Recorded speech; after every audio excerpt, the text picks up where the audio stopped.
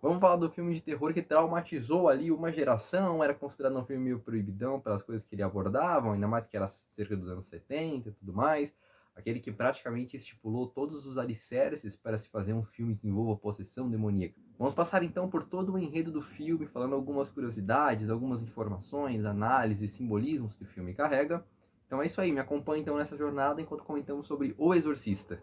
No começo do filme temos uma cena um tanto diferente, porque se a gente já tá meio acostumado com filmes ali de possessão demoníaca, começar em um deserto no meio do Iraque é uma coisa um tanto diferente, certo? A gente acompanha uma escavação arqueológica ali, e um personagem principal ali do momento é o Padre Mary, que também é arqueólogo, né? Ele tá participando ali de alguma escavação e encontra algumas coisas estranhas, como estátuas e coisas não só assim que remeteriam ao mundo antigo, mas já tem algo mais demoníaco, como se aquela região tivesse algum culto a algum demônio, entende? A gente vai ver mais pra frente o que é esse demônio, mas já carrega esse simbolismo de que o mundo antigo já teria alguma cidade cultuando algum demônio, tem templo que parece estar destruído, estátuas e coisas parecidas. E é interessante porque se a gente parar para pensar, o deserto, ele aparece muito como um símbolo de tentação, aquele vazio, algo, uma experiência intensa a ser vivida.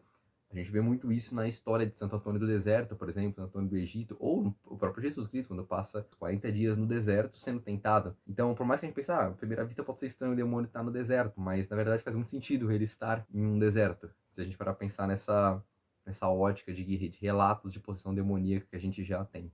A cena então corta depois que o padre vê uma estátua ali de um demônio e a coisa vai para os Estados Unidos. Agora estamos em Georgetown, onde o filme vai passar o resto, o filme inteiro praticamente ali naquela cidade de Georgetown. Nós somos apresentados a dois núcleos de personagens. O núcleo da Reagan e sua mãe, numa família de classe média alta, tem empregados na casa, ela trabalha com cinema, a Reagan ainda está no colégio, mais uma vida, vamos dizer, normal de classe média americana. E o outro lado a gente tem o padre Damian Carras, que no caso é um padre que já mora num lugar mais humilde. A gente vê que a rua ali que ele passa é complicado, é carro destruído, é um lugar que você realmente não gostaria de passar ali muito bem, mais à noite. Mas ele também cuida da mãe dele e tudo mais. E a gente percebe que esse padre já tá, vamos dizer, um pouco perdendo a sua fé, ele já está numa crise de fé, porque além de sacerdote, ele ainda trabalha com psicologia e ainda é boxeador. Então eu não acho que seja um simbolismo do tipo mente, corpo e alma, mas fica meio curioso, né? Ser sacerdote, boxeador e psicólogo, entendeu? Eu não acho que era muito isso, mas acabou ficando meio parecido. Somos apresentados a esses dois núcleos, até que chega um momento em que a Reagan tá lá falando com a sua mãe, lá na parte do porão, né? Muito comum em casa americana ter tanto sótão quanto porão, né? E lá no porão ela fala que achou um tabuleiro Ouija e tudo mais, que era uma coisa muito comum, tá? Nos Estados Unidos nessas épocas. Se jogar no YouTube aí, você encontra vários comerciais de brinquedos que se vendiam, e tabuleiro Ouija não era uma coisa estranha do pessoal comprar, não. Então não é estranho ela encontrar um tabuleiro Ouija na casa dela. Só que ela começa a falar com alguém ali no tabuleiro Ouija, inventa meio que um apelido pra ele, Capel Road, se não me engano. E a mãe dela fica meio tá, né? Vida que segue. Só que é interessante porque a partir desse acontecimento, as coisas estranhas começam a acontecer. Aparece uma estátua de Nossa Senhora profanada também ali perto da região e tudo mais. Esse filme usou a ideia do que? De tratar o demônio como um cachorro acorrentado. Quem foi lá mexer com ele, aí começou a dar problema. No caso aqui é o Reagan interagindo com o tabuleiro Ouija. Não são todos os filmes que fazem isso, de necessariamente o personagem em questão mexer com alguma coisa assim pra começar dar ruim. Por exemplo, um filme que eu quero muito falar aqui um dia, que é O Exorcismo de Emily Rose, ele não tem uma cena de tabuleiro Ouija. O demônio vem de outra maneira. Isso é bem interessante, mas esse filme pega essa questão do tabuleiro Ouija que funciona muito bem. As interações dela com o tabuleiro Ouija causam as coisas estranhas. É como se, exatamente isso, é o cachorro. Ela foi lá, mexeu o cachorro acorrentado e o cachorro mordeu ela, entendeu? A cena fica indo e voltando um pouco das partes com o padre, umas partes com a família da Reagan e tudo mais. E até um comentário interessante que eu acho, baseado em mim, não estou só especulando, que essa história do padre boxeador me lembra muito a história do padre Sérgio Gutierrez, que é um padre mexicano que de fato foi um lutador de luta livre. Eu pensando, nossa, mas por que o padre foi um lutador de luta livre? Porque além da paróquia que ele tinha de administrar, havia um orfanato que a igreja tomava conta, perto da região ali dele do México. E ele não estava conseguindo ter dinheiro para poder dar comida para as crianças. Então ele, vamos dizer, atuou como um lutador de luta livre, mascarado, e o dinheiro que ele arrecadava com as lutas, ele comprava a comida para as crianças do orfanato. A história ficou muito famosa, muito famosa. Ele foi inspirado depois lá no WWE, se não me engano, no Rei Mistério. Então, assim, ficou bem interessante. Então, eu acho que a ideia de um padre boxeador não é tão, assim, do nada. Eu acho que tem uma certa inspiração no Padre Sérgio. Mas fica aí a curiosidade de uma história bem interessante, se quiserem dar uma pesquisada depois. A partir de então, que depois dessas interações da Reagan com o tabuleiro Ouija, as coisas começam a escalonar. Então, ela começa a falar umas coisas meio profanas, umas coisas... falando coisas meio absurdas e tudo mais, que era meio estranho. Que a mãe dela é estranha falar, ela não tinha esse tipo de atitude. Por que tá começando a fazer isso? Então, eles começam a fazer uma coisa normal, que é investigar, tipo, a parte médica. Então, isso é muito legal quando tem filme de exorcismo, porque eles precisam descartar a parte médica, porque seria uma coisa que faríamos na vida real, entendeu? A gente não vai sair, tipo, acusando, falando, tudo vai ser demônio. Não, tipo, a gente vai tentar lidar com as partes médicas primeiro. Pode ser, de fato, uma doença, pode ser alguma coisa assim. Então, eles seguem por esse caminho, começam a ver alguns médicos, pensam que é algo um pouco mais mental e tudo mais. E, em paralelo, a gente tem a relação ali do Padre Carras e a mãe dele acaba falecendo, ele se culpa disso, porque acho que foi negligente com ela, toda a cena dele lá no hospital psiquiátrico, mas é bem triste, né? A cena de como é que ela acontece, tudo mais. Mas a gente já tem noção, a gente espectador já tem noção que é algo sobrenatural, primeiro pelo título do filme, e outra porque começam a aparecer uma coisa que eu, assim, por questão de filme eu não gosto disso, que começa a aparecer os PNG do demônio. Tipo, de vez em quando tá na cozinha, o PNG do demônio aparece ali e a gente já sabe que, bom, o demônio tá ali na casa, né? Que é o Pazuzu do demônio. A feição da Reagan começa a mudar, não é só as atitudes, as falas dela começam a ficar estranhas, às vezes a voz dela começa a ficar meio grossa. Acontece as cenas icônicas do pessoal tocando piano, lá que a mãe dela tá numa festa, ela chega e mija no chão e fala pro cara ali, que o diretor fala, você vai morrer lá em cima. Acontece depois, quando a coisa continua, né, escalonando, acontece aquela outra cena muito icônica da Reagan andando ao contrário, descendo a escada com a boca cheia de sangue e tudo mais. Cara, essa cena deve ter chocado muito o pessoal quando assistiu a primeira vez, porque nos anos 70 ali não era tão comum ter esse tipo de cena assim num filme. Hoje a gente tá numa época do terror e passa umas cenas assim, a gente já viu outros filmes que são bem violentos, bem coisa assim, mas imagina voltar isso pros anos 70, sabe? Tipo, é bem mais complicado colocar uma cena dessa, mas aconteceu ali, ficou uma coisa icônica. É interessante, porque geralmente filme de terror não tem um orçamento muito alto, entendeu? Então, eles têm que dar um jeito de ser criativos com as coisas que eles têm. Então, eu acho que uma boa solução é criar cenas icônicas. Conseguem, não pode ser só isso, óbvio, mas criar cenas icônicas eu acho que é uma ferramenta muito boa para os filmes de terror que estão em baixo orçamento conseguirem ter algum destaque. Só abrir um parênteses que O Exorcista não foi considerado um filme de baixo orçamento. Usei isso como, no caso, um exemplo. Porque ele custou, se não me engano, cerca de 10 a 13 bilhões de dólares, que era um orçamento bem alto na época e não é para filme de terror. Mas falando que é um recurso que geralmente filmes de terror têm de usar, de criar cenas icônicas. A gente continua acompanhando a Reagan e vendo que a coisa médica, no sentido médico, começa a escalonar também. Porque, por um lado, a mãe dela já tá começando a achar que tem algo muito errado. Fala, os médicos não estão solucionando, tipo, é trocentos médicos, e médicos caros, né? Lembra, eles são de classe média alta. Vendo que isso não tá acontecendo, ela fala, bom, o que a gente pode fazer? Não é algo demais, não, sei lá, é até algo sobrenatural, algo assim. E aí até os médicos começam a falar ao lado deles, e é compreensível eles terem uma certa descrença, porque imagina na rotina do cara, desses psicólogos e tudo mais, eles veem ao todo tempo pessoas com esquizofrenia, com doenças mentais e tudo mais, e você começa a achar que toda hora é coisa do demônio, é coisa meio que desbanaliza, e perde a noção do que de fato seria uma possessão demoníaca e o que de fato seria algo médico, entendeu? Então é muito, assim, verídico o fato dos médicos estarem um pouco mais descrentes. E a mãe tá preocupada, porque ela só tá querendo solucionar a questão da filha dela. Então, assim, não fica forçado, não fica parecendo até mesmo um ataque à religião, não fica parecendo isso, um negócio de descrença ou algo exagerado, não, fica num tom, assim, equilibrado do que os médicos estão tentando enxergar e o que a mãe dela tá tentando enxergar. Isso aqui é bem interessante. Só que eles chegam até a recorrer a psicólogos, uma parte ali com hipnose, que é bem interessante, que eles vão tentar conversar com a Reagan e falar com quem tá ali falando pela Reagan, por assim dizer. Tem meio que um simbolismo ali interessante, porque na hora que o médico ali quer falar, quero falar com quem tá falando pela Reagan, tá dentro da Reagan. O quadro que tá ali no cômodo que eles estão, é um quadro da Reagan, o quadro cai. Tipo assim, não é à toa, beleza, é sobrenatural, o quadro cai do nada, beleza. Mas é um quadro da foto da Reagan, ou seja, isso indica que não é mais a Reagan que tá falando, é a coisa que tá dentro dela. Isso é um detalhezinho bem legal com o que aconteceu. Uma outra cena que é bem interessante, que ela parece meio solta, mas se conecta depois no final, é quando a mãe da Reagan chega em casa e fala, a Reagan tava sozinha em casa, com a janela aberta, tipo, o que tá acontecendo aqui? Ela tá no quarto dela dormindo, mas com a janela escancarada, mas ninguém viu que ela tava sozinha e tudo mais. Enfim, essa cena parece meio aleatória ali, mas depois ela se conecta. Porque aparece um investigador na cidade chamado William, que ele tá investigando o caso de que o diretor Burke, do diretor lá de cinema, foi morto. Ele apareceu, assim, com uma coisa normal, o pescoço virado ao contrário. E eles, pô, o que aconteceu? Como é que ele, né, aconteceu isso? Porque teria que ser alguém muito mais forte pra poder fazer o pescoço do cara virar ao contrário e tudo mais. Ele vai falar com o Padre Carlos, pode ter alguma coisa a ver com isso.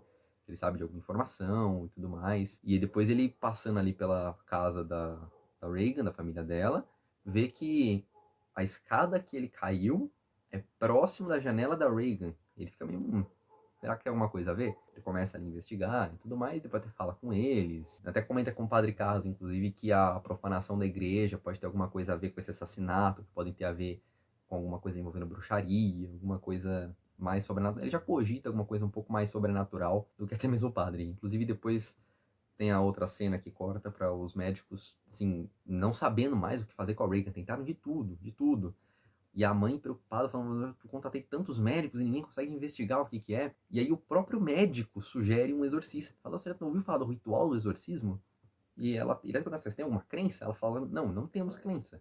Então vai ter que ter uma família afastada ali da religião. Ele começa a falar, isso ainda permanece nos ciclos católicos, né? Ainda continuam utilizando a questão do ritual do exorcismo. E ele dá uma explicação um pouco mais científica, também dá para entender por que ele tá falando isso, né? Colocar uma explicação um pouco mais científica, que acredita que aí resolveria o problema, basicamente. E a mãe meio que já não tem nada a perder, já tentou de tudo, falou, bom, vamos lá, né? Fala com o Padre Carlos ali, que é o padre ali da região. E é interessante porque a mãe tá mais crente no exorcismo do que o padre. O padre já não nem cogita, assim, porque ele tá naquela questão da crise de fé. E até faz uma piada, fala, o primeiro passo é voltar pro século XVI. Tipo, cara. E aí ele começa a falar alguns, vamos dizer, que não seria tão simples assim. Não é chegar lá, pega o padre aqui da rua, vamos lá, vai lá, exorciza. Não é bem assim. Ele começa a explicar algumas questões que o exorcismo ele precisa ser autorizado pela igreja. Isso é muito importante. É muito interessante o filme de exorcismo, porque ele fala muito da hierarquia católica. Isso é muito legal. Porque não é simplesmente isso, um padre chega lá e faz o exorcismo. Não, ele precisa de autorização para isso. A igreja também precisa descartar as questões médicas. Fala, não, eu não posso sair exorcizando todo mundo. A gente tem que ver se de fato não é algo médico. Então precisa de provas que autorizem a igreja a levar um exorcista até lá. E outra, não é qualquer padre que é exorcista. Bispos são exorcistas, todos os bispos é exorcista. Mas nem todo padre é exorcista. Então não é simplesmente o padre que arrasa lá e pronto. Mas ele aceita e fala com a Regan. E essa cena dele falando com a Regan é bem legal. Mas antes, para falar essa questão da autoridade da igreja, como é importante, queria falar um parênteses aqui de um padre americano, que eu não descobri o nome dele, mas é um vídeo que eu vi no Instagram, que ele é um padre exorcista e ele comenta casos de exorcismo. E ele fala que um deles ali, que ele ficou sabendo que um padre tentou exorcizar um demônio, sendo que o padre não tinha autoridade, entendeu? Ele não era um exorcista e tudo mais. Ele fala, demônios são legalistas, eles vão te jogar versículo da Bíblia na cara, vontade de jogar alguma coisa assim. E aí ele falou que o demônio disse pra esse padre, você não tem autoridade pra me tirar daqui, pra me expulsar, entendeu? Você fica, caraca. Então, voltando, o padre Carras vai lá falar com a Regan, eles têm uma conversa, a Regan já tá toda assim, tipo assim, a menina tem olho castanho e tá olho verde, assim, olho verde demoníaco, o rosto tudo cortado, já tá uma situação bem feia, coitada. E ele começa a ter alguma ideia, ele meio descrente, meio não sei o quê, e aí é interessante as falas que o demônio começa a soltar ali. Começa a falar umas coisas da mãe do padre e tudo mais. Ele fala, faz aí o rito do exorcismo, você vai me ligar mais ainda ao Regan. Você fica, que o demônio pedindo exorcismo, coisa estranha. E aí ele pega um frasquinho de água e o demônio fala, que é isso aí? Ele fala, água benta. Ele começa a jogar nele, ele começa a sentir dor e tudo mais. E ele volta pra falar com a mãe da Regan.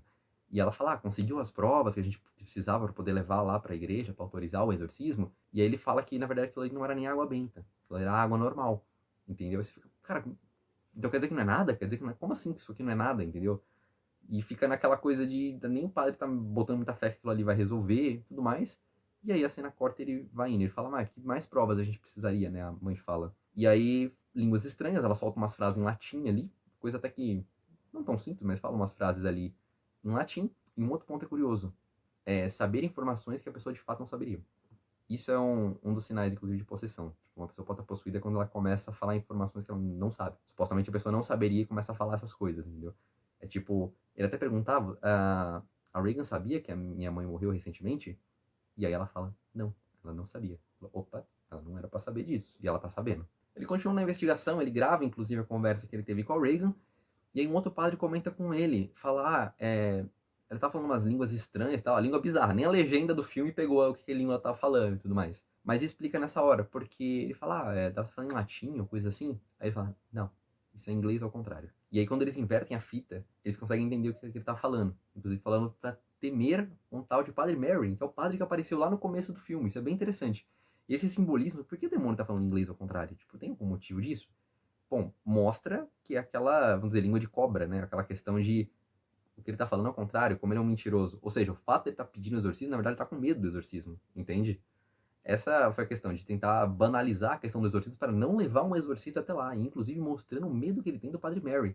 Porque o Padre Mary já tinha relatos de tinha feito um exorcismo, que tinha durado anos, desculpa, anos não, meses o exorcismo e tudo mais, e fica a entender que ele já exorcizou esse tal de Pazuzu alguma vez. Então, esse demônio tem medo do Padre Mary, isso é bem interessante. E aí a gente caminha para a cena máxima ali, o clímax do filme, que seria o próprio exorcismo. Eles chamam, ele leva as informações para a igreja, o clero aceita, fala, não, realmente, vai, só que ele falou, você quer fazer o exorcismo?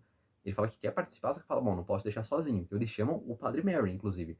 O Padre Mary vai lá com ele até a casa da Reagan e tudo mais, ele pede algumas coisas, inclusive ele pede a estola roxa, isso é muito interessante. Assim, acho que pra quem é católico pegou bem, porque pediu a estola roxa, mas explicando aqui pra quem não é, a estola roxa, ela é usada na quaresma e no advento, ou seja, momentos de penitência, momentos de provação. Faz todo sentido ele pedir a estola roxa. É muito interessante também ele fazer isso daí. Então tem toda aquela preparação, ele reza um rosário antes e tudo mais. Então tem aquelas cenas que a gente vê bem em filmes de exorcismo. Então, as orações, tudo mais, tem dando ordens para expulsar o demônio, mas a cena é bem legal, a cama treme, mas tem pescoço virando, tem tudo, tem demônio vomitando.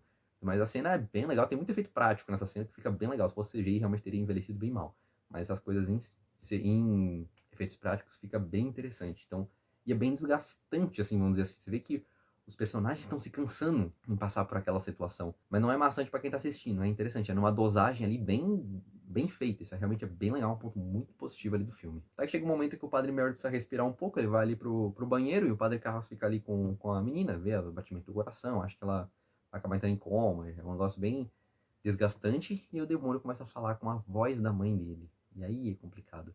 E aí até o Padre Mary tinha comentado com ele antes do exorcismo, comenta aqui de novo, fala, olha, não acredita em nenhuma palavra que esse cara tá falando. Porque, lembra, já é o pai da mentira e tudo mais. E ele pode usar de informações verdadeiras e misturar com falsas. Por exemplo, ele fica toda hora falando que a mãe dele tá no inferno. O que seria, vamos dizer? Essa questão seria verdade, a mãe dele morreu, mas quer dizer que ela tá no inferno? Não, ele pode estar muito bem mentindo, entendeu? Então por isso que não dá pra confiar no que ele tá falando, tanto que ele fala antes. Se a gente for fazer pergunta pra ele, só o essencial. Não fica querendo saber de muita coisa que vai dar problema, ele não é confiável. Eles dão um tempinho ali pra respirar, o padre Carlos desce as escadas, né? O quarto da Reagan fica no segundo andar. E aí começa a falar com a mãe da Reagan e tudo mais. E ela até fala uma frase legal, que é tipo, mostrando a preocupação dela, fala, minha filha vai viver. Ou minha filha vai morrer, não é o que ela fala. Mas enfim, ela fala, não, sua filha não vai morrer. E nessa cena a gente vê que o padre Carras tá com a batina completa. Não é nem só com o clergyman, né? Que parece só a camiseta, né? A camisa. Tá com uma batina completa. Mostrando que ele recuperou a fé dele e tudo mais. A gente passa o filme inteiro vendo ele quase que sem batina ou de só com o clergyman.